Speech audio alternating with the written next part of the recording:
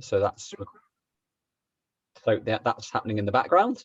And then in a moment, I'll hit the start, people start trickling in, and I'll do the first couple of minutes and then hand over to you. Brilliant. And turn myself off. Great. Okay, I'm going to hit start now. Okay, great. Enjoy. Thank you.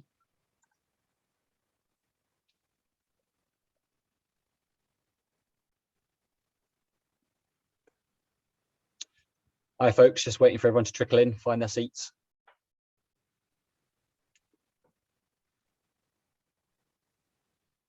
Please do use the chat function. I suspect most of you are familiar with it. Set yourselves to sending messages to everyone instead of rather than hosts and panelists, and tell us where you're dialing in from. And let us know if you've seen any other talks this morning, how they've been.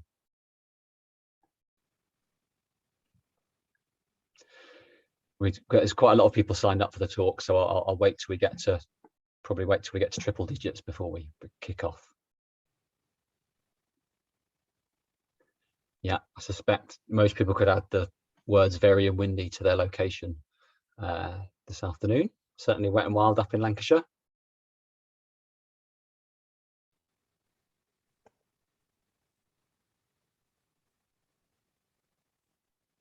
Okay, all UK so far.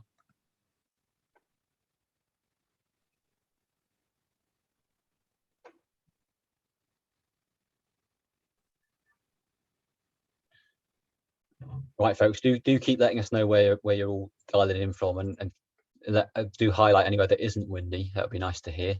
Otherwise, I'm gonna do get us started before we hand over to Rebecca. Welcome to the Slow Road to Tehran, bicycle powered tour of the Middle East with your tour guide Rebecca Lowe. I hope you've been enjoying the festival so far. If you've not realized already, most of the talks are recorded, so if you've missed any, just head to the website and follow the links to the YouTube channel.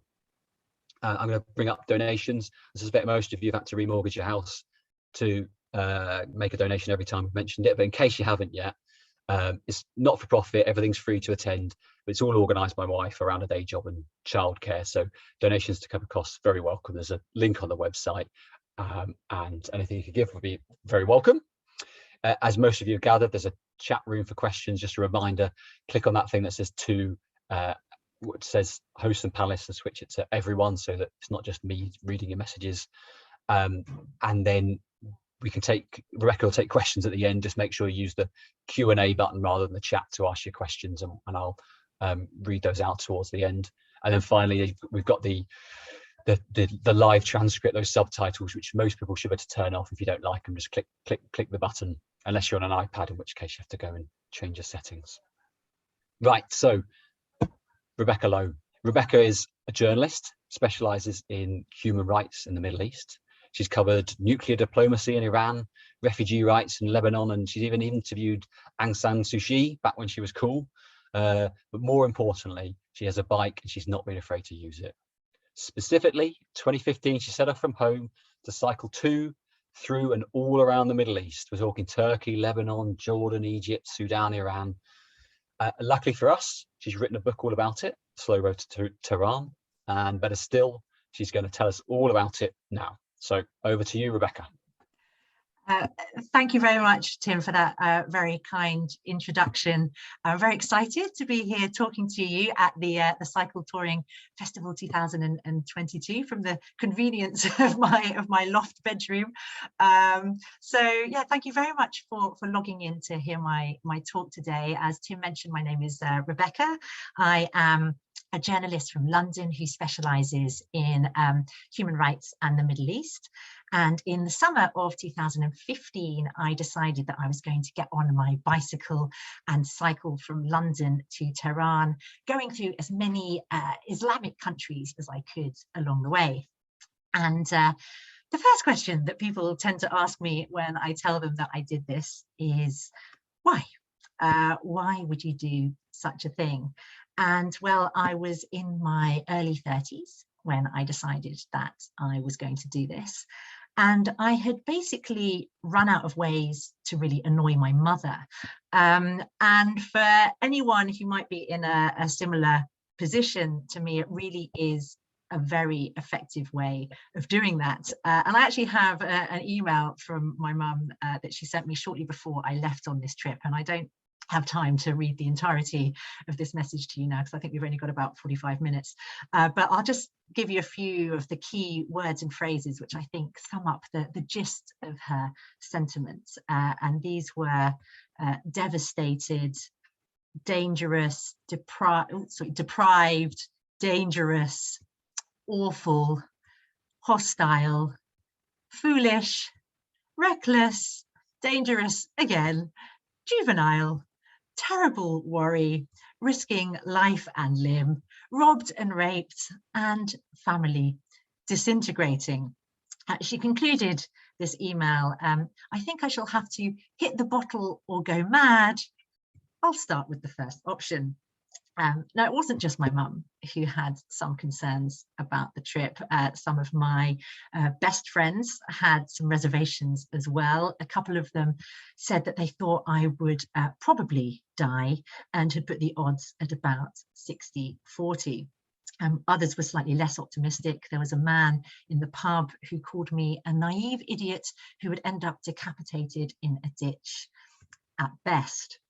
So you can see there were some concerns around the trip. A lot of people were very supportive, but there were certainly some concerns about what I was doing. But this probably wasn't all that surprising when you think about the image of the Middle East that we have through the Western media. You know, it's all people like this and like this and like this and events like this. You know, it's really what I call the 3 Bs, kind of bombs, burqas and bigots. And this isn't just my opinion. There have been many studies that have been done looking into how the Middle East is represented in the Western press and how the view of the Islamic world is really skewed. In the UK, Cardiff University School of Journalism actually studied 1,000 articles about Muslims between 2000 and 2008, and they found that the most common adjectives used were radical, fanatical, fundamentalist, and extremist, and references to radical Muslims outnumbered those to moderate ones by a quite staggering 17-1. And these sorts of inaccurate stories in the British press are really not hard to find. And the Muslim Council of Britain has actually, over the last few years, has been compiling a lot of the stories that it has successfully challenged at the independent press standards organization, not ones that are just a little bit misleading, but ones which are fundamentally false. Here are just a few examples of them there.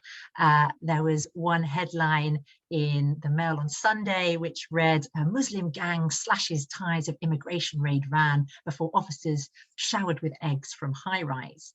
It turned out that actually they had no idea what the religion of this gang was, but when they published their correction, it was very small and easily missable.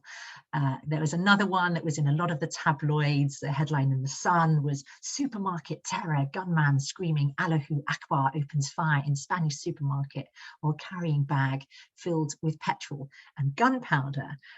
Now, as it transpired, the perpetrator was actually a Spaniard called Stefan, who was shouting in Spanish and carrying a cigar and a banana. But by the time that came out, the damage obviously had already been done. And in the US media, you know, it's not really much better. There's a couple of studies in 2015, one by the University of Illinois in Arkansas, which showed that Muslims were presented on television as terrorists, you know, a quite incredible 81% of the time. And another one also in 2015 that looked at New York Times headlines. So it's not just the tabloids which are the issue here. And they found, looking at articles between 1990 and 2014, that only 8% had positive meanings attached to them, whereas 57% had negative meanings, which was higher than all the other terms that they looked at, including cocaine and cancer. So all this negativity about Muslims, about Islam, about the Islamic world has led to some really serious fears about Muslims, Islam, and the Islamic world. And you can see here with some of these statistics, 52% of Brits see Syrian and Iraqi refugees as a major threat. 48% of Americans agree with Trump's Muslim ban. 76% of Americans say they wouldn't consider traveling to the Arab world because they believe it is too dangerous. Although in that last case, that might be fortunate because it turned out that actually 81% of Americans have no idea where the Arab world is on the map. So who knows really where they may have ended up. So all of this is really just to say, it's a kind of long-winded way to say what the kind of the second reason for my trip was after annoying my mother, which was to get to know the real Middle East. And by that, I mean the real people, the 99.9%, not the 0.1% that we hear about every day. And within that 0.1%, I'm not just talking about kind of the terrorists and the criminals, but also the dictators, the leaders of these countries, who I think are often seen as a kind of shorthand for the character and the culture of these places, when actually there's a very strong disconnect between these leaders and the people that they rule over. And I think it's a bit different, in a democracy, perhaps, even though we don't always want to admit it, there is a bit more of a connection because we have voted in these governments. Some of us have, whereas in dictatorships, they really haven't. And so there is this strong divide between people and politics there, which is not perhaps quite as strong in somewhere like the UK. And really, I'm not saying, that these people aren't important or interesting or newsworthy, just that when that's all we hear about all the time in the media, these countries, these places seem much more dangerous than they are actually in reality. You can see some actual statistics here about the US, that the risk of being killed by a Muslim refugee is actually significantly lower than the risk, for example, of being killed by a cow. But there is no talk in the US, I don't know, maybe worryingly, of banning cows. So yes, it's all very much kind of in people's heads. And I think really the main point I want to make is that I often think that people believe I did this trip because I'm a bit of a thrill seeker, because I was going out there, I thought it was dangerous, I thought it was risky, I thought it was exciting, but it really wasn't like that at all. I'm not a thrill seeker. I'm really quite a coward. I'm not particularly brave at all. And this is what I kept trying to reiterate to my mother over and over again, is that I wasn't doing the trip because I thought it was dangerous. I was doing it because I was convinced that it would be safe. So to get onto the trip itself, this is the route that I took. You can see I set off in July 2015 on Maud, my bicycle. I went down through Europe, down through the Balkans. I crossed over into Turkey and then down to Lebanon, into Jordan, to Egypt, down the Nile to Sudan. By the time I got to Khartoum, I was incredibly fit and actually amazingly managed to cycle all the way to Oman in just a few hours. Got from Oman to the UAE and then to Iran, and then worked my way up Iran to Tehran, which is where I finished in July 2016. And I felt tentatively confident that I would get to the finish line alive. As I just mentioned, I felt that it was a safe journey, that the risks were manageable, that the people I knew from the Middle East were very warm, very welcoming. There's an amazing culture of hospitality. Their crime rates are really generally quite low.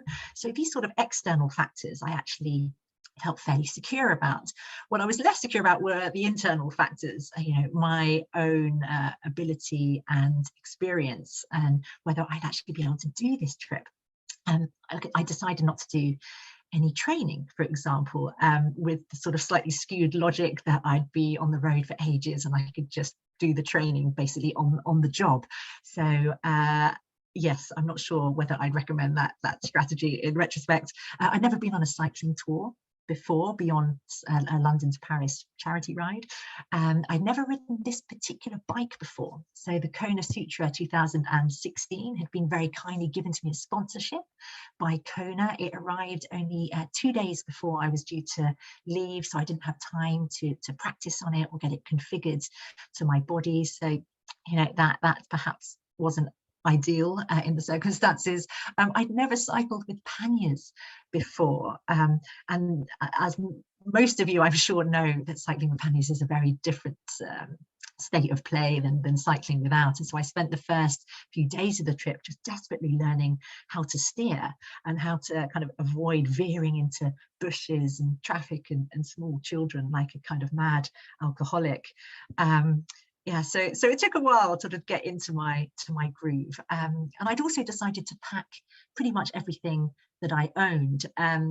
There's a mini tripod here, there's a collapsible wine glass, there is a ukulele in the background, and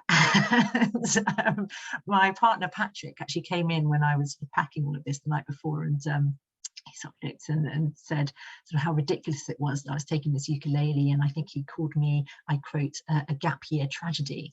And you know, and in my mind, you know, it was going to be like this kind of beautiful bohemian utopia where I'd be sort of strumming this lovely instrument in a meadow somewhere, and like all of the kind of the local farmers and wildlife would kind of settle around me to listen, and it would all be very beautiful. And really, unfortunately, wasn't like that at all. I never played the ukulele at all. It would just unfasten itself from the back of the bike and then clatter off into the undergrowth, like constantly, all the time. And so I think if I had one takeaway, I think from the trip, and if I can give one piece of advice to anyone thinking of doing something like this, it is just do not take a ukulele on a bicycle, because some things are just not meant to go together, and I think these are two of those things. Yeah, so I didn't really know what I was doing, so I took certain precautions, and those were, I tried to avoid night travel as best as I could. I tried to stay in fairly public spaces. I took a knife with me and a rape alarm that I had clipped to my belt, which actually fell off into the toilet and broke in Turkey, but I didn't tell my mother that. I had a satellite device that my mother and my partner Patrick had bought me, which actually tracked, you could see on that map, it tracked my my progress, and it had an emergency button on it that you could hit, and it would send a text to designated people to say where you were at that time. And I'd set it up to send a text to my mother and to Patrick. And so I hit this button fairly early on in the trip, and nothing happened. And I was like, And so later I was talking to Patrick on the phone, and I was like, did you get that emergency text that I sent earlier today? And he was like, yeah, I did get that. I just assumed it was an accident. And I was like, well, it was actually an accident in that particular instance. It's not kind of really the point, is it? So I don't know like how useful all of these precautions were in reality, but I felt a little bit, I guess, more secure, safer knowing that they were there. But at the start I was feeling pretty nervous, I have to say. This is a picture of me at the New Haven ferry port, standing there, looking fairly cheery, I think, with Maud, my bicycle. It's a very deceptive picture, though, because I hadn't actually cycled with panniers at this point. My partner Patrick had actually driven them down behind me, David Cameron style, and so we'd arrived at the port, and I still haven't actually, I'd ridden the bike down without the panniers. So I'd ridden the bike at this stage, but not the fully kitted bike. And so I've got this smile on my face, but inside, absolutely shitting myself. No, I really am incredibly nervous. And so I got onto the ferry. And then I think during the course of the ferry ride, I kind of started to feel a little bit more confident, a little bit better about myself. But I think this was basically because I was pissed. And I think actually the second piece of advice to people is that actually constant low-level drinking is a really effective way of getting over, I think, the early nerves and anxiety of a journey like this. Yeah, the first few days and weeks were pretty tough on the road. They were a very, very quick, steep learning curve.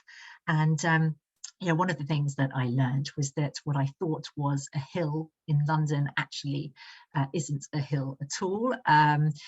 There's me before my first hill. This is a picture of me afterwards. I learned that in August, actually, temperatures can get incredibly high in France.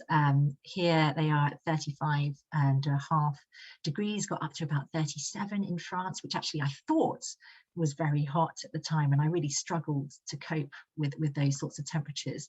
I didn't realize at that time that actually in Iran, the very last day of my trip, the temperature was going to get to 48 degrees Celsius, which was the hottest of the entire journey, and was utterly sweltering and horrifying to cycle in, quite humid as well. And I'd also had this kind of idea of my last day of my journey that I'd be very fit by this point, and I'd kind of swoop into Tehran like kind of hawk or kind of knight on horseback, and you know, very kind of a heroic, dignified way. And it wasn't like that at all. It was like a 150-kilometer ride in this kind of searing heat, and I got just puncture after puncture, and I arrived in Tehran in the dark at 10 p.m. with a flat front tire.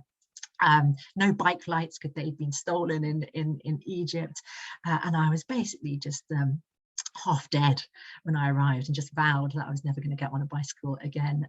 So yes, not quite the heroic end to the journey that I was hoping for, but I'm getting beyond myself.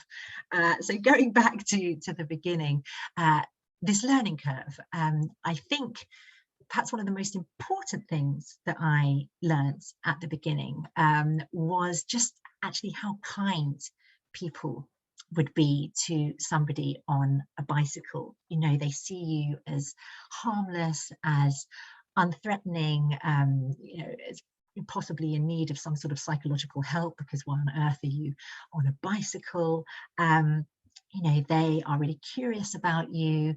They are very grateful to you for going to all of that effort to go and see them and to visit their village and their home.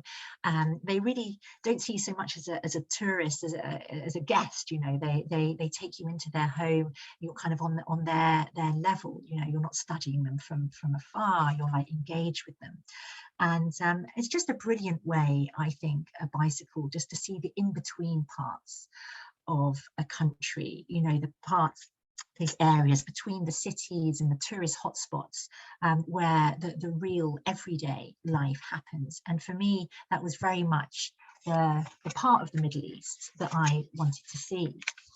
So I don't have time to go through Europe in too much detail, so it'll be a bit of a shotgun tour, but basically over the course of 3 months I inched my way through Europe and down towards Turkey. And at the beginning I just wild camped wherever I felt like it, in some really lovely spaces, and some kind of more weird and wonderful spaces. This is in a kind of derelict building site. This was outside a half-built church.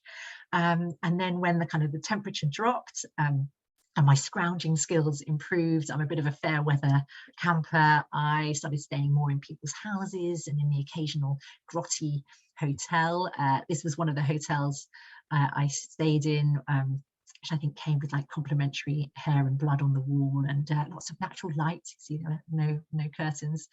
And over time, I think the physical and the mental exhaustion of the journey did start to give way to a greater sense of health and fitness and confidence.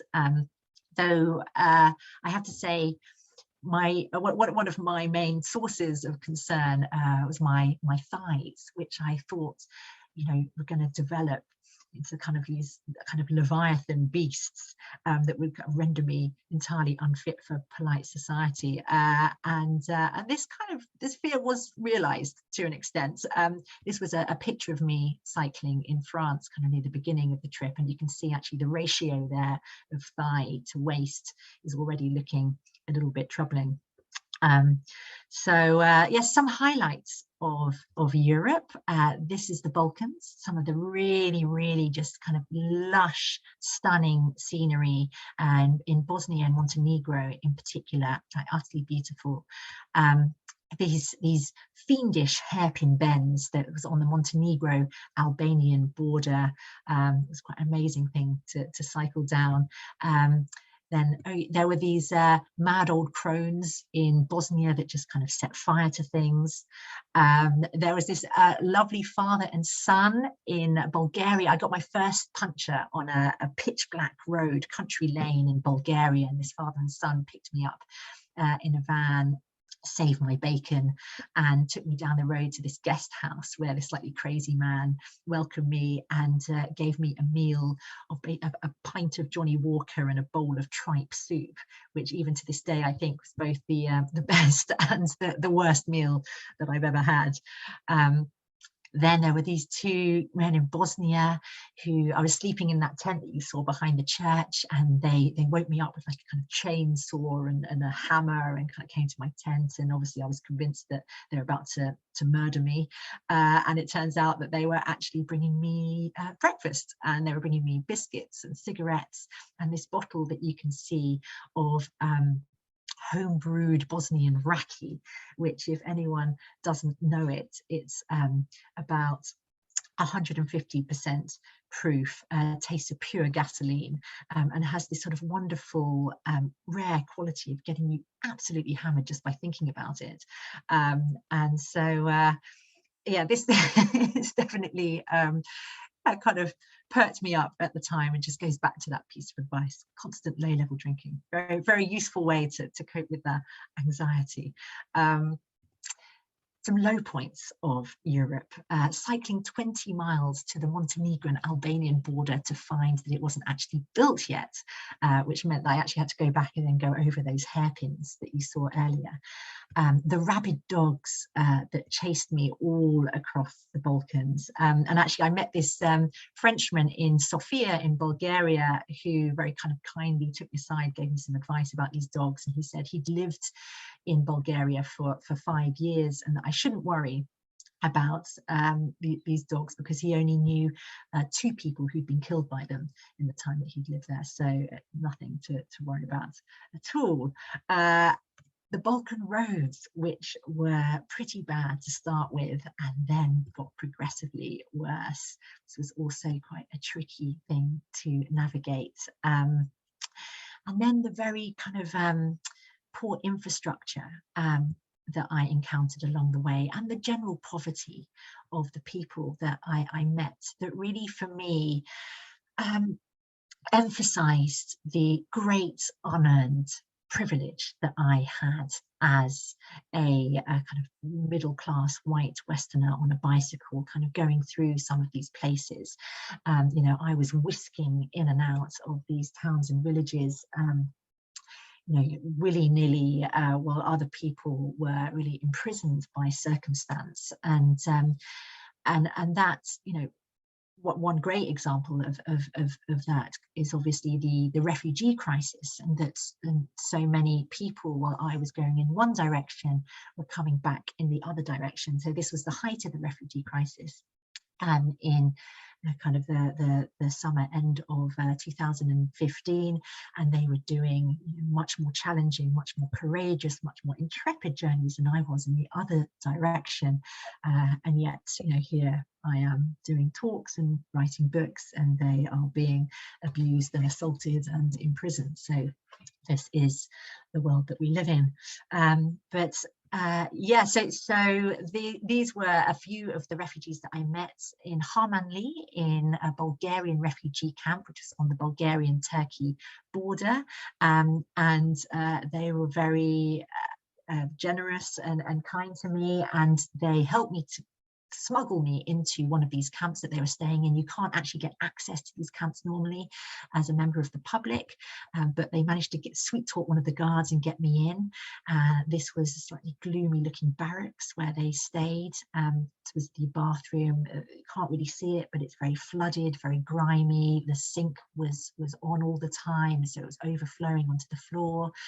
This was their room, very cramped, very grubby, very dirty and unpleasant. It's one of the sinks that they used. There were rats everywhere, kind of the size of dogs. I mean, it was really an unpleasant place. Bulgaria was not equipped at all for the refugee crisis. It didn't have the finances to provide the relevant services. It didn't really have the political will. People were really quite prejudiced against the refugees that were passing through. There were horrible stories about the way that the police would treat these refugees, beating them, robbing them, and then dumping them back at the border. There was one story of an Afghan who had been shot and killed by a policeman, but then there was an investigation into it, and it was found that it was an accident and that the bullet had ricocheted off, and nobody was held accountable. Yeah, leaving Europe was pretty nerve-wracking, I have to say. I was really getting outside my comfort zone by this point, and it was extra intimidating because there was this 30-kilometer barbed wire fence that had been strung across the border between Bulgaria, between Turkey and Bulgaria, and you know, people warned me about going into Turkey and about the men and the police and the terrorists and the traffic, and you know, and then on the other side there was this 7-kilometer queue of lorries, you know, like lined up trying to get into Europe while I was going the other way, and this quite cute looking dog as well. And so I had, you know, quite a lot of apprehensions and anxiety about going in, but it really was amazing how quickly those dissipated. You know, I really relaxed quite quickly getting into Turkey. Like the first night I stayed in the basement of a police station, which was a kind of very odd, dusty place, actually very comfortable. There was a woman who, when it got colder, she gave me a pair of earmuffs. There was a lorry driver who pulled over just to say hello, to give me a satsuma. There was such warmth, and going from Bulgaria to Turkey, I felt almost like going from black and white into Technicolor. Like everything kind of felt warmer, brighter, sweeter, and you know, it was almost a bit like, you know, back in medieval times, in the Dark Ages, you know, going from kind of Europe to the Middle East, going from this primitive backwater, going somewhere that was much more kind of cosmopolitan and sophisticated. And there was really, I had that sense as I crossed over. And from Turkey, the hospitality and the warmth really grew by the day. You know, in Lebanon, I got a puncture. I had many punctures. I got a puncture in the biggest storm of the year, and these two men stopped and helped me and took me 25 kilometers out of their way to the next town. I always look at this and I kind of think that they remind me of the kind of textbook murderers that you are warned about in school, like do not get in a car with these men. But they were actually extraordinarily kind, and also gave me a satsuma as well. And then in Sudan, again, really such welcoming, kind, hospitable people who would like take me into their homes along the way, particularly like this picture here because of the camel photo bombing at the back. But I was traveling through Nubia in Sudan, which for anyone who doesn't know is a really interesting, fascinating place, and it stretches from Aswan in Egypt down to Khartoum in Sudan. And it's, you know, it's an ancient civilization. It was once the kingdom of Kush, and actually once rose up and conquered the Egyptian empire to the north, which was an incredible feat. You know, this powerful empire that really dominated the world at the time. The Nubians rose up, and they're in 700 BC, and they actually ruled it for 100 years, and there were 5 Nubian pharaohs, and these things are only just coming to light in the last few years because the history has been kind of buried, literally and figuratively. You know, they haven't, a lot of these these amazing ruins are only just being excavated. They've been kind of just left to go to rotten ruin. And so Sudan is really an amazing place. It's got loads of pyramids. It's got more pyramids than Egypt, actually. I mean, they're not as big and not as impressive in some ways, but there are a lot of them. I think just in Meroe alone, there is more pyramids than in the whole of Egypt. So just wonderful history that I hope one day will actually, be that people will be able to visit in the same way as they do in kind of Egypt and elsewhere. And then in Iran, again, hospitality, a whole new level in Iran. I mean, it was absolutely extraordinary. I mean, people would just stop me constantly on the road to give me such wonderful, utterly impractical food to carry along with me.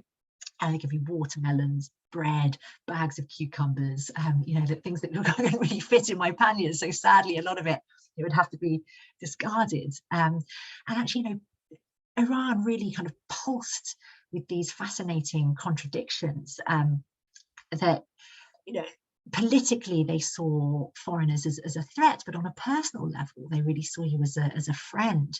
And I got an example of this on my first day when I was actually taking a nap under a bush, and I'd taken my hijab off because it was very hot, and the morality police pulled up, and they're very distinctive. They're in these white and green cars. 2 cars pulled up, 4 men got out looking very hostile, armed to the back teeth, barked at me to put on my hijab. Then one of them handed me a phone. I thought, my God, they're going to be summoning me to the local interrogation chamber. So he took this phone, and turned out to be one of the officer's his brother-in-law, who was inviting me to his house to have lamb stew and to stay the night. And so there was always this kind of tension between kind of the political hostility and the personal warmth. Inevitably, I found the personal warmth would win out pretty much every time.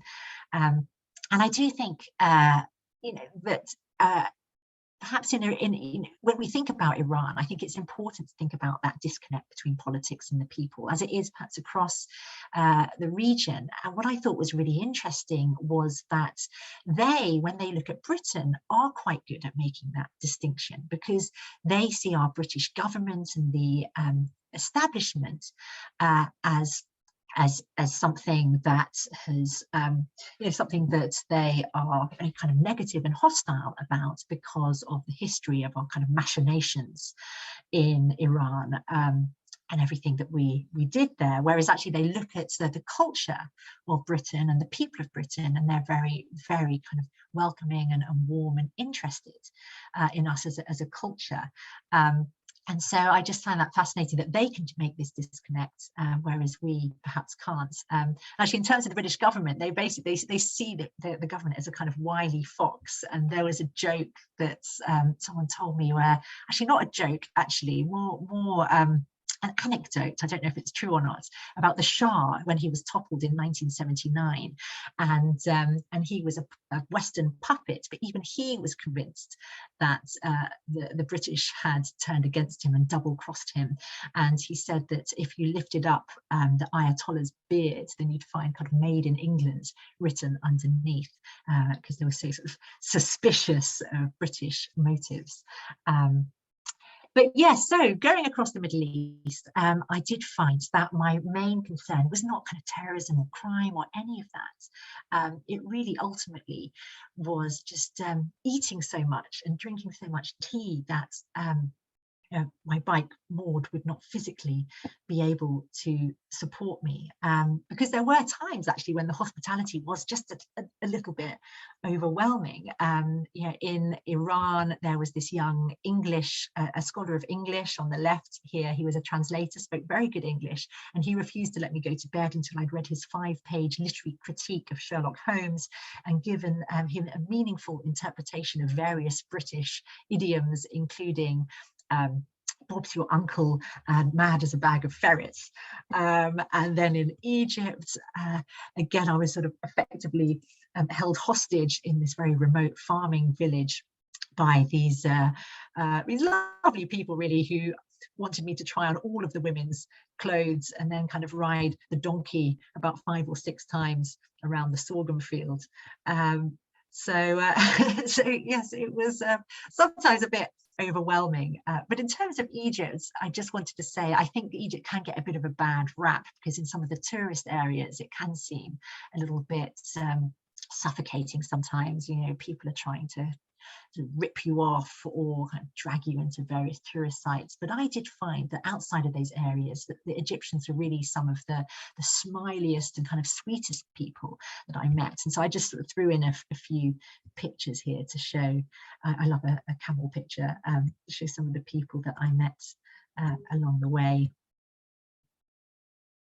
Yeah, so I think really one of my main takeaways as I was going through the region was just how little judgment or hostility I encountered. And here I was, you know, as a white, Western, agnostic, unmarried woman, going through some really incredibly conservative areas. And I had thought in some areas that I would at least encounter a little bit of kind of disapproval, but I just really didn't at all, nothing that I was aware of. And I don't want to generalize about the whole Middle East. I can only talk about the areas I went through, and certainly everywhere is different, and different countries are different, and it varies between more urban and cities and the more kind of rural villages, but I really felt almost nowhere did I feel that there was a hint of hostility towards me. And likewise, I had never really picked up on any hint of support or sympathy for any terrorist groups at all.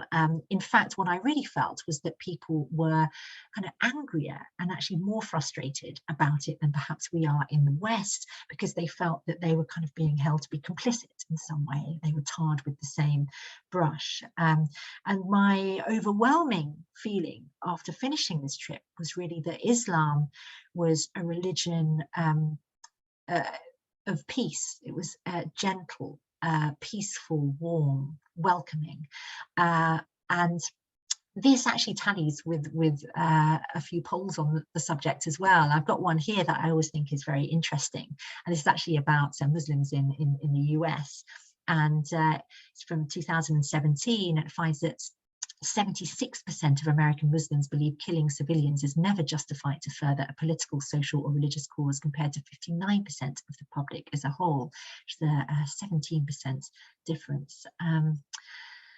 So, yeah, was all the trip sweetness and light?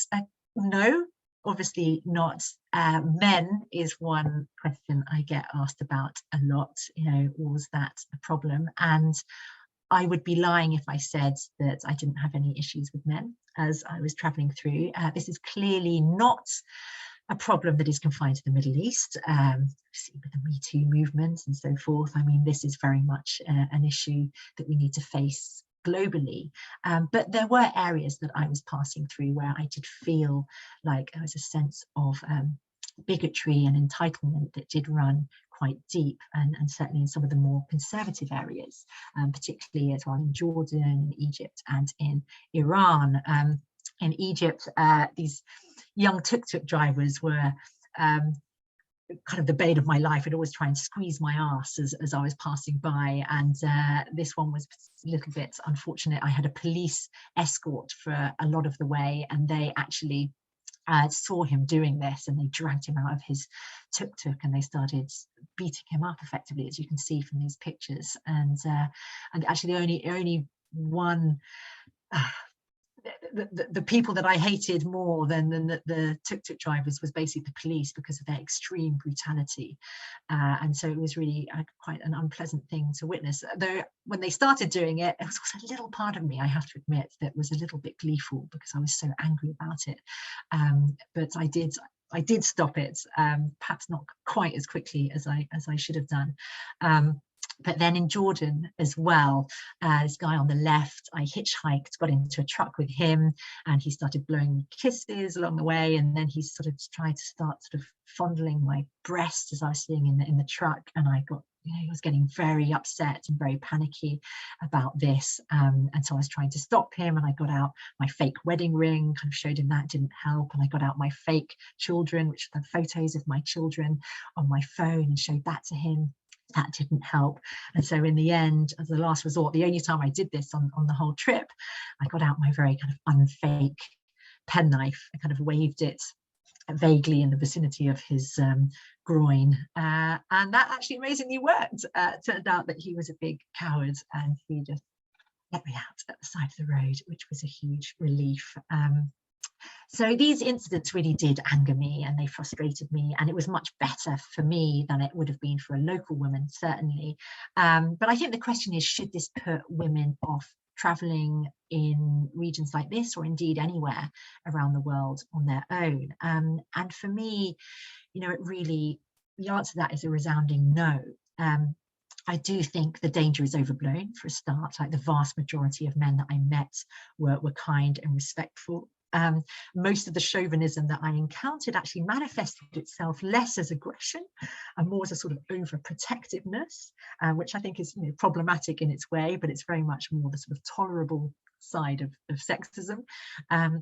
And I think even if there, you know, there are dangers, there are risks to being a woman and traveling alone, but I just don't think the solution is to sacrifice our own freedoms because of a few kind of unpleasant, idiotic men. I think the solution is that more women should travel and assert themselves, because then it becomes normalized and it becomes accepted and it becomes respected. And I see really travel as not just the consequence of equality, but a driver of it as well. But it is a shame that we're having similar conversations now about women traveling alone as we were having 127 years ago, when this woman, Annie Londonderry, became the first woman to travel on her own around the world. And she did so with 3 children at home and just the clothes on her back and a revolver in her pocket.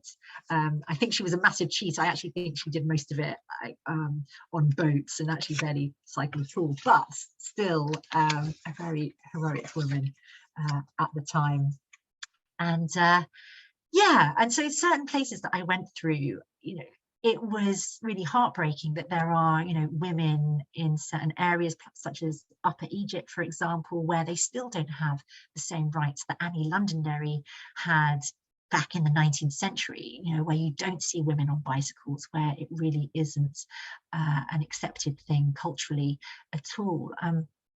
Yet what I don't really want to do in this talk is give the sense, you know, that the Middle East is full of these kind of weak, vulnerable, voiceless women, because absolutely 100% that was not my experience at all. I mean, I could talk all day about the kind of the number of kind of strong, powerful, courageous women who are pushing boundaries and speaking out and doing incredible things to change the situation.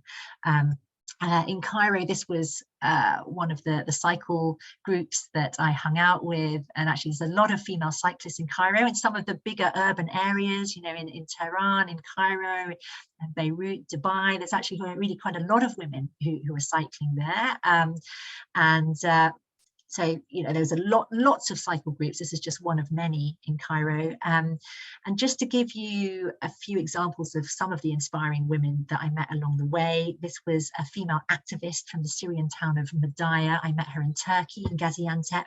She told me how she brokered a ceasefire between the armed forces and the rebel groups, while the women and the people trapped in this city had been battling starvation.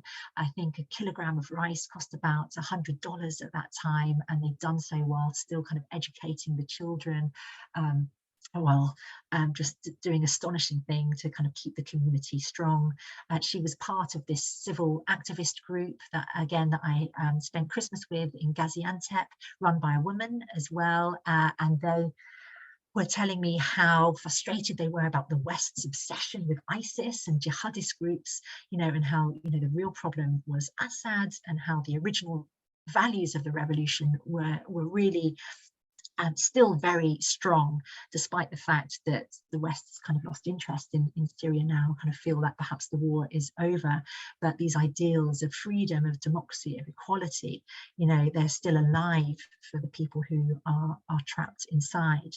There's this group of medical students who I met in Asyut in Egypt, a girl just second from the left, who I stayed with, a very lovely woman who was working for Médecins Sans wanted to work for Médecins Sans Frontières, had no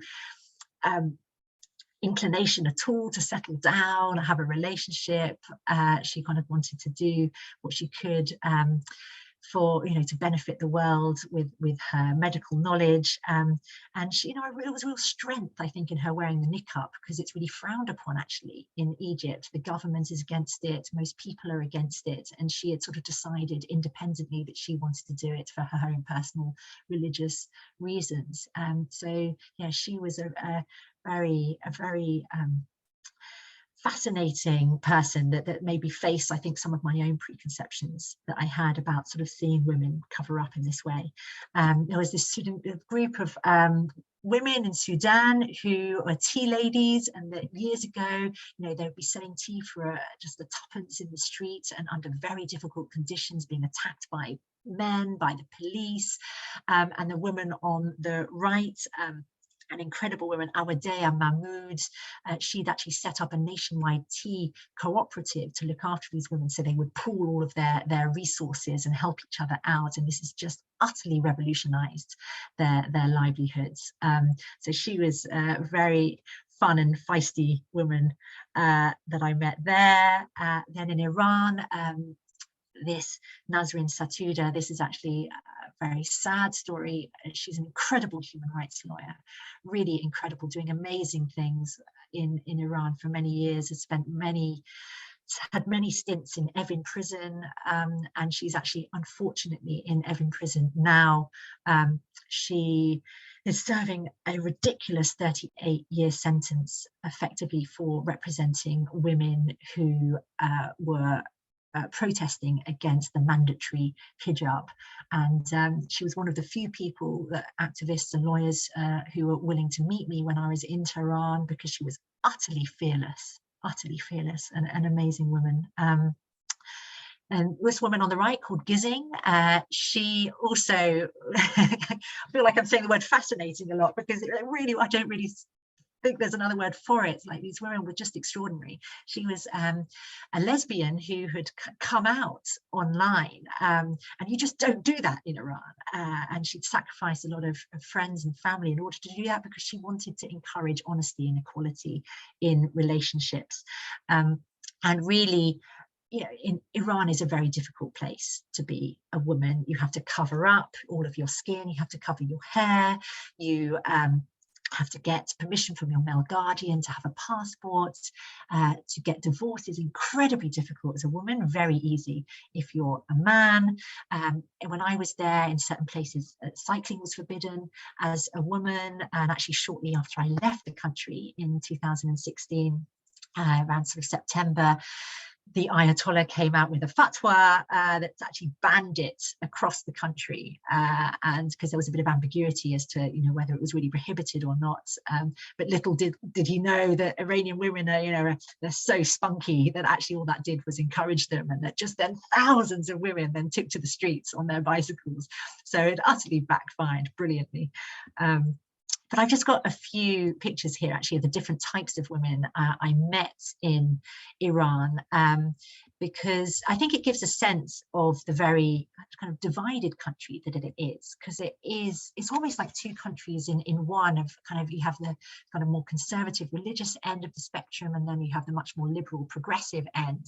I think more people kind of are weighted towards the progressive side. It's actually one of the most kind of Western focused, progressive, liberal countries in the Middle East. And you can see here, this is a woman protesting the hijab, some of the parties that I went to when I was there. Yeah, I'd probably say maybe 50 to 80% of people, it's very hard to gauge, were sort of against the regime, were perhaps not particularly religious. So it's quite different, I think, from sometimes the image that we had from the outside. There was one interesting fact that I learned about Iran, about nose jobs, actually, which is that it's meant to be like the nose job capital of the world. About 7 times as many people get them as in the US. And it's actually meant not just to do with the aesthetics, but also to do with like the status of getting one. People do it because you know, it would associate them with a certain kind of wealthy lifestyle, and so actually people would sometimes buy just the bandage rather than getting the nose job itself. So people would think they'd have one and think that they were of the sort of caliber of person that would get plastic surgery. So very different from in the West. Yeah, so I think Middle East really is a difficult place to be a woman. But just to end, you know, what I'm saying about this subject, I do think it is important in the West also to be a bit careful about kind of who we judge in other countries and other cultures. You know, we do need to look a little bit closer to home sometimes, and just to demonstrate that with this graphic here to show this is about political representation. And actually the US is doing much better than it was a couple of years ago, but it's still lingering, you see, around kind of the 72, 73 mark here, and there are Islamic countries in the Middle East that are doing much better than the US. You've got Egypt here, got Iraq, Afghanistan and Tunisia are actually not that far behind. And a couple of years ago, even Saudi Arabia was doing better. Pakistan was doing better. So I think, yeah, it is important to just be aware of that. And actually, interestingly, the UAE is actually number 4 on the ranking system. So it has many social problems with women, but politically it has a 50-50 ratio. So it's actually doing phenomenally well in that respect at the moment. And just lastly, I just want to talk very quickly about the political risks in the Middle East, because this for me, I think, was the biggest concern, was the political situation in these countries. And there was an overwhelming sense of oppression across the region. There was an unprecedented crackdown going on against civil society, particularly in Turkey and Egypt, in Sudan, in Iran, which is still ongoing now. And I could really feel this repression as almost a kind of physical, suffocating force. You know, in Egypt, and I think I mentioned earlier, I had this police escort. It's a very strong security state. They like to keep an eye on you. They like to know what you're doing at all times. They kind of aggressively grilled everyone that I met. This was one of the police officers there with quite powerful facial hair. And I just feel like this image just sums up the kind of image of the police, you know, kind of a corpulent and smug and arrogance. And I took great delight actually in making their lives quite difficult. So, you know, when they'd say go right, I'd go left, and they, so, you know, ask me to stop and I'd continue, like these sort of very childish things, but very satisfying at the same time. And then this was Egypt, again, more women who led an anti-torture NGO who'd just been shut down by the military regime in Egypt, and they'd come out fighting and accusing the Sisi and his government of, you know, most heinous abuses against the people. Just incredibly courageous.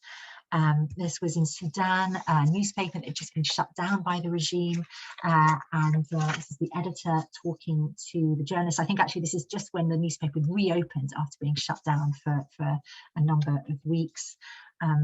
In Turkey, so there's a man called Tahir Elsi, who I met up with when I was in Istanbul. He was an amazing human rights lawyer for Kurdish rights, and very sadly, 2 days after we met, he was actually killed by an unknown gunman in crossfire between the security forces and Kurdish forces in the street.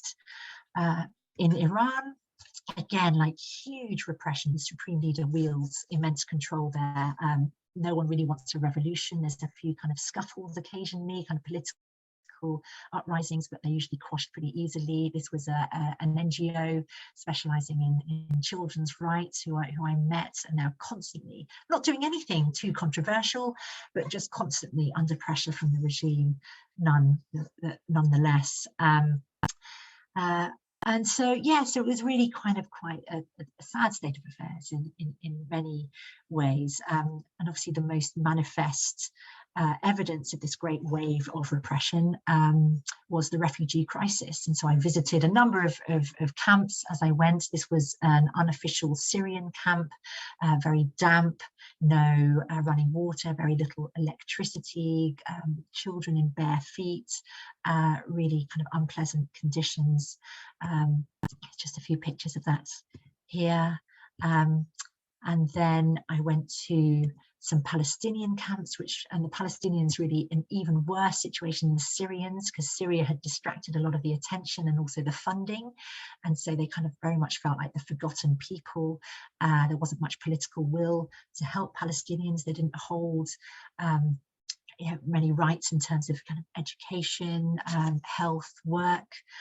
These electrical cables mixed in with water pipes that were prevalent throughout these camps, and actually people would get electrocuted on quite a regular basis.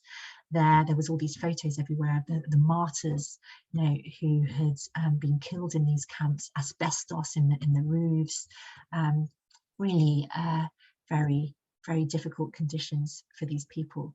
And I think that was really the most disheartening thing for me as I went through the Middle East, was just the lowering of expectations for a lot of these people. There'd been this great outpouring of hope and excitement with the Arab Spring back in 2011, and that had unfortunately kind of really come to nothing in most of these places. And what happened in Syria, I think, had been exploited by a lot of these dictators who would play up the threat of ISIS, and people would accept a much kind of much more repression and much less freedom if it meant that they were not going to be the next Syria, that the country was not going to collapse into chaos. And it just gave these dictators really a free hand to be that much more authoritarian. And I just think it's important to remember when thinking about these situations that it is the people of the Middle East that are the main victims of this kind of repression, rather than the perpetrators of it. And for me personally, it really put my kind of trivial journey in perspective, that I had the political, the social, the economic freedom to travel in these places when actually most people didn't have much freedom at all.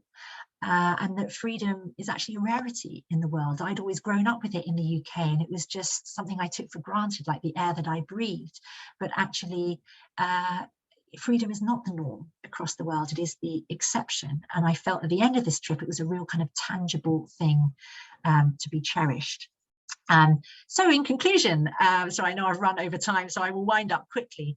But I just want people to think about, when people think about the Middle East, I want them to think about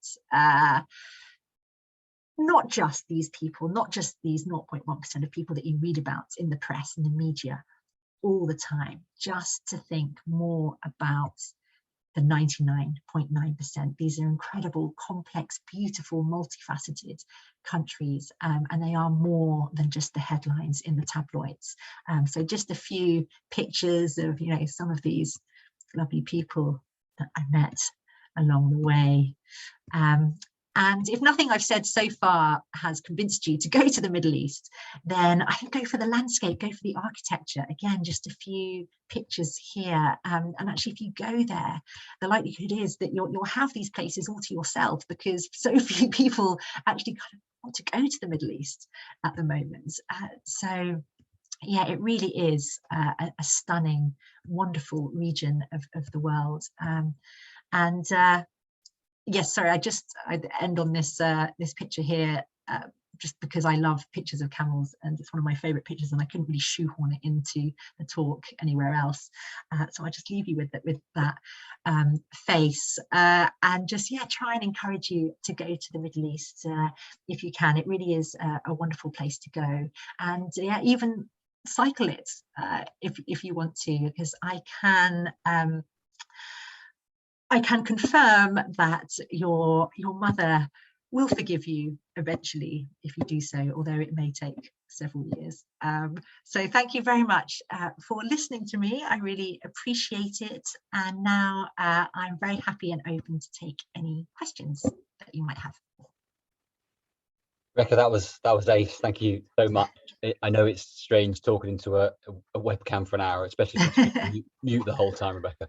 But there's lots of love and praise coming through in the chat, and actually a lot of questions coming through, which you don't always get. I think you've stoked a lot of interest from people, and some of the things you said really chime with me, and things we've heard at the festival before, like contrasting the politics with the people on the ground is definitely a recurring theme. And by the way, not your point about having a more of a disconnect without democracy, therefore the people in charge are likely to be less similar to the people in populated the country than you'd hope. Ours usually would be more reflective. I'd not thought of that before, but I can well imagine that.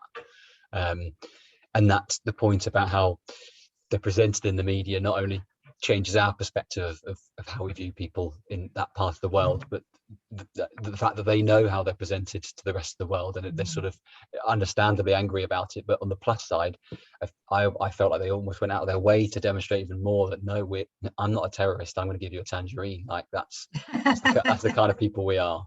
Yeah, I got a lot of tangerines. Yeah, that was a highlight. Yeah. Right, so listen, there's loads of stuff I'd love to pick up on, but there's so many questions coming. I'll start working through some of these, and there are quite a few about the role of gender in it, in your trip. People asking about how some of it you covered in your talk, but how the differences between what opportunity you had to speak to men and women in these countries, and whether you thought that the hospitality and the treatment you received, I guess it's hard to know from your own perspective, but how much of that was because you were a woman on your own, do you think? Yeah, I think that it's really interesting to think about that, because I do think often people believe that if you're a woman, you're kind of more at risk somehow when you're traveling. But what I found certainly is that it opened doors for me, because people do kind of want to look after you more, actually, as a woman. And if I'd been a man, I wouldn't have been able to speak to women and go into their homes, into their private spaces in the same way that I was. And so I found, as a Western woman, you're kind of an honorary man, actually, in a lot of situations. It's unfortunate that that's the case. It shouldn't be the case, but it is. And so if you want to, you can kind of decide which side of kind of the gender divide you want to be on, and that you can go in and you can kind of smoke the shisha pipes with the men if you want to hang out with them, or you can kind of go in and hang out with the women. And I just found that for me personally, yeah, it made things a lot easier. And so I had more opportunities being a woman. But if I'd been a local woman, I think traveling in the same way, I don't think it would have been quite the same. I think they would have encountered a lot more problems than I did, actually. So I think I was, again, going back to the privilege, I think I was very lucky in that sense. Okay, yeah, I can well imagine that, and that's interesting. I mean, Laura and I, we traveled through some of the Middle East, including Iran, and we had, and Turkey. They were just the most hospitable places we visited. Yeah, it's just remarkable. Even though you've been told by friends it's going to be nice, you're still a little bit. Yes, you don't really quite believe it, do you, until you're there? Yeah, and I loved how many kebabs they ate as well. Like, I mean, I'm obsessed with kebabs, like ridiculously. I mean, sometimes I was eating 3-4 of them a day. I mean, it was just good. And I was so relieved when I got to Turkey. I thought, I know maybe it's been hyped up, like, the amount of kebab that they eat here, but actually, no, they eat all the time. True story. It was magical. Yeah. Absolutely true. And listen, if anyone in the audience has travelled in these parts of the world as just as a man on your own, or a group of men, I'd be interested to hear if it was the same.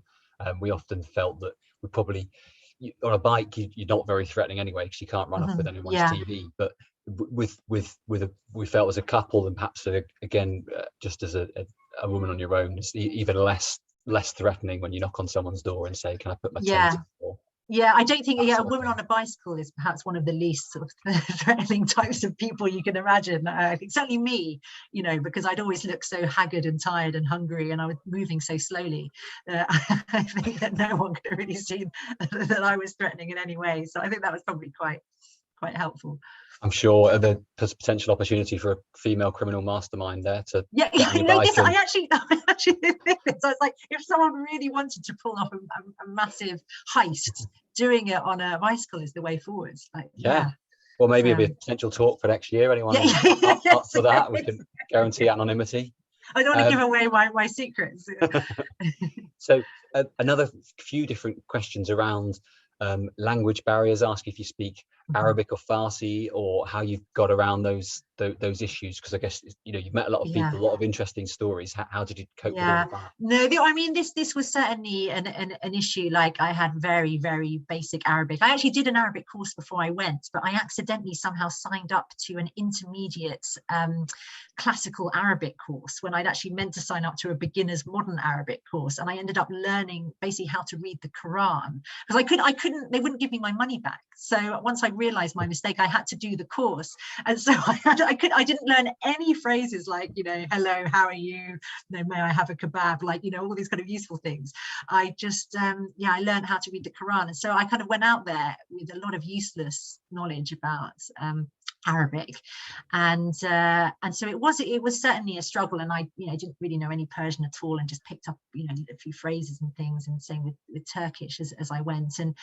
And I think that the issue with that is that slightly has an impact then on the types of people you speak to, because then you inevitably communicate with people who speak English, and they inevitably tend to be slightly better educated, and, you know, of a certain kind of social sect, and I think that probably did have an impact on you know, my kind of impression of these places that I was going through. And I think, you know, if, you know, I would like to you know, to keep going back to the region and to see these places in more depth, and I want to improve my language skills before I do. Like, I really want to have a kind of better working knowledge, certainly of Arabic.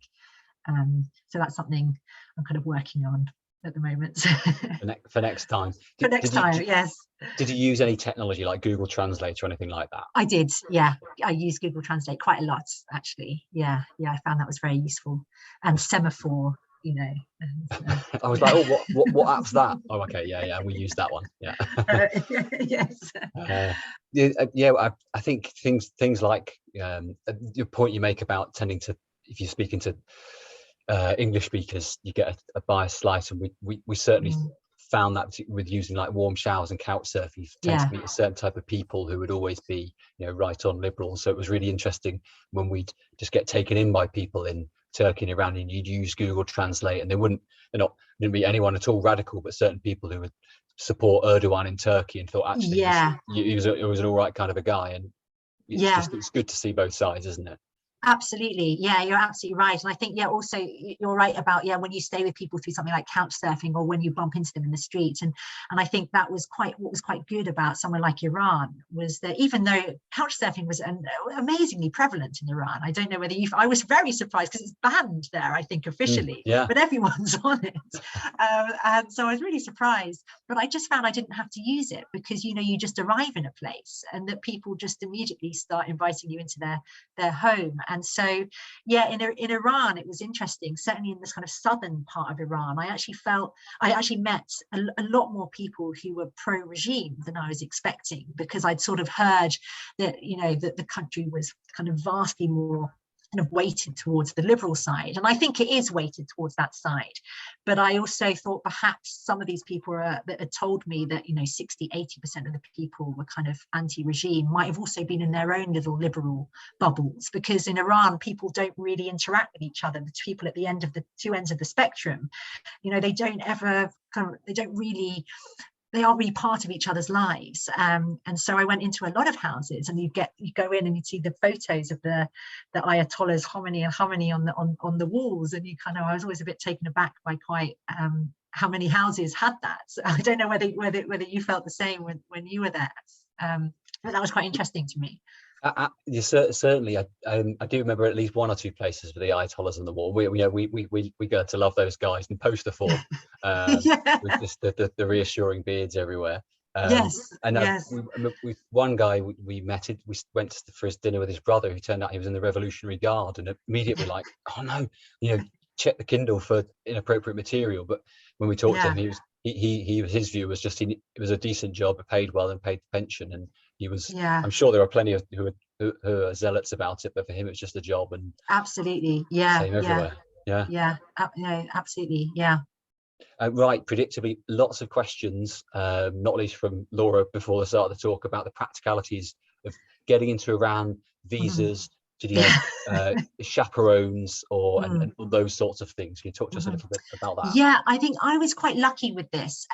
So yeah, the visa ban had come in before I went to Iran, and so I thought that had scuppered my trip. And but I'd already, because I'd sort of been thinking about this for a long time, I had actually been in communication with a visa agent for quite a while, and she basically used sort of various shenanigans she got me a visa, and I don't know whether I should sort of give away exactly what she did. Maybe if people want to contact me directly, I can tell them. But she used a bit of guile, and she got me a visa, but effectively a slightly dodgy one. And she said that no one would question me, because I was, as you say, I officially should have been a part of the tour, or had my own personal tour guide. And so I said to her, but surely, as soon as I get in there, people are going to ask me, well, why aren't you part of a tour, or where's your tour guide? And she was like, no, don't worry, it's Iran. It's not. It's kind of actually quite incompetent in certain ways, and that and these kind of agencies don't really talk to each other. And I was quite wary about it, but I went in extremely anxious that I'd get hauled aside, and didn't really think that. I thought there was a 50-50 chance I'd get through security in the first place, but the security checks were very nominal, and I got through fine, and no one ever. The police were actually great. I mean, great. The police were fine in Iran. Like in Egypt, they were really overbearing and followed me everywhere. Iran, they were very hands-off, and actually I didn't really have, apart from a couple of mild encounters, I didn't really have any problems with the police, and nobody asked me about the visa. So I don't know if it would work now. I don't know whether it's possible in the same way, but fortunately it worked. It cost a lot. I had to pay a lot in order to get her to do it, but that's how I got in. Yeah. Gotcha. But not entirely dissimilar. I think we got in just before that ban, the most recent ban at least, kicked in. We were similarly told you weren't allowed to cycle tour, so we decided to get on a bus and hide our bikes underneath. Although of course at the queue for the visa, the bus driver wheeled our bikes to us in front of the security.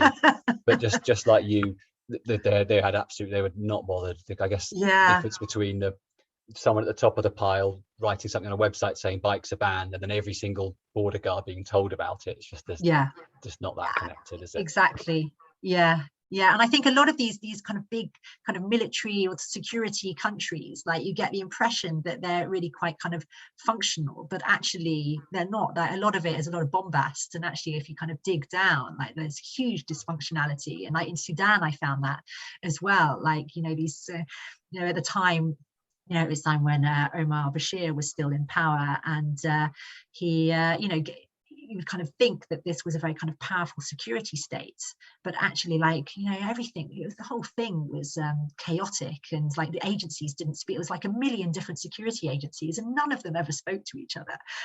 So I think I think that partly that's a strategy, I think, because the red lines are never quite clear, and so people try to sort of stay away because they're never quite sure exactly where they are. How powerful is the state? How much do they know about me? And so people kind of err on the side of caution. But yeah, I think oftentimes actually you can kind of get away with more than you think you can. For sure, yeah. Lots of people steer clear of the red lines, but not the unsuspecting woman on a bike. No one Yes. suspects that one. Yes, exactly. Another quick one that I missed on the Iran practicalities. Did you have to take in US dollars and change them locally? Was that what you did? I Yeah, what did I do? God, I can't even remember now. I had a load of local cash. So I took it, I think I took in a load of dollars, which I changed on kind of the black markets, I think there. Obviously you can't get any money out when you're there. So I had to carry all my money with me. I think pretty sure that's what I did. I think I changed them in Bandar Abbas. I think that's what I did. Okay. Yeah. And then in Sudan, the same. So, because of the sanctions, I couldn't get any money out there. So when I got, I got into Sudan through the north from Egypt, and then in the first town I got to, I changed all my money there. Gotcha. But it's a bit nerve-wracking, when you're carrying all your money with you. It's especially me when I leave my wallet everywhere. It's yeah, we had it all like hidden down the seat post and hidden in various things, but the only in your pants. But then you get home and then find it 6 months later because you'd forgotten it was there. No one ever thought of stealing it because you're in Iran and they're all friendly. Yeah, exactly. It's not the end of your crime. I mean, it's all fine. So some other questions which I'll start battling through. I'm aware of, don't want to take up too much of your time, but some questions about, a couple of quick one probably, but the personal tracker that you used in your partner thought was just an accident. What brand and model? And it was, I think it's called the Yellow Brick. Was the YB tracker, I think it's known as now. And it's this kind of big solid yellow brick basically, so it's not perhaps the most sort of practical thing in the sense to carry around with you, but it did sort of give me a bit of a sense of security, even though I knew that no one was going to be listening to my emergency texts if I sent them out. And it was quite nice as well because it logs where you're going, and so you get that record of your journey if you kind of forget where you've been, and also it logs the temperature and the altitude and things, which I didn't even realize, like that clip of the temperature in Iran.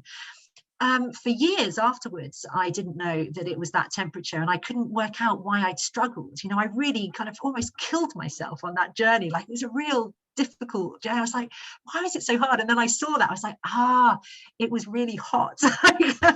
Maybe that's what it was. So it's a good device. For sure. Yeah, and I've heard of Yellow Brick. My tracking knowledge is about 10 years out of date, but other ones people might want to Google is Spot, PLB, personal locator beacons, and then for bigger trips they tend to be called EPIRBs. I think EPIRB. Put any of those things into Google, and I'm sure someone's and maybe I don't know, maybe some of those might be better, because one thing I did find about this one is that if you were placed with a roof, it wouldn't transmit, so you had to be outside. And so they were so if you wanted to have kind of a very accurate log of where you were, and it would transmit twice a day, and if you sort of happened to be inside at those times, then it basically wouldn't log it, which was sometimes a bit frustrating. So there might be more sophisticated technology now that can actually go through a few inches of plaster. It's a funny thing. There's I think it's when you're using a satellite that can work from anywhere in the world except your living room. This seems exactly, except in a shed. Exactly. Just a couple of questions about the route. Someone's asked if you could put the route back on screen, but I suspect that might have been 100 slides back. So if that's tricky, it was 100. I mean, I could probably just spin back through them. I bet it's on your website or something as well. If not, isn't it, Rebecca? Or it's on my website. So actually, I think it's my website on the screen there. So if they go to my website and they go to the route, they can see it. Gotcha. Yeah. And someone's commented it was an unusual route. Was that partly my bad sense of direction? No, the idea was actually to go through as many Islamic Middle Eastern countries as I could that weren't at war, basically. And actually, when I first started planning the trip, there was more countries I could go through because a few of them kind of burst into civil war, like during the course of the planning. So I was like, cross off Yemen, cross off Libya, so that was kind of why it was slightly circuitous in that way. So the original plan was actually not to fly from Khartoum to Oman. It was to actually get a boat from Sudan to Yemen and go through Yemen to Oman. But because of what happened in Yemen, like, it just wasn't really realistic or kind of safe to go there. So that's why I ended up doing that jump over. Gotcha.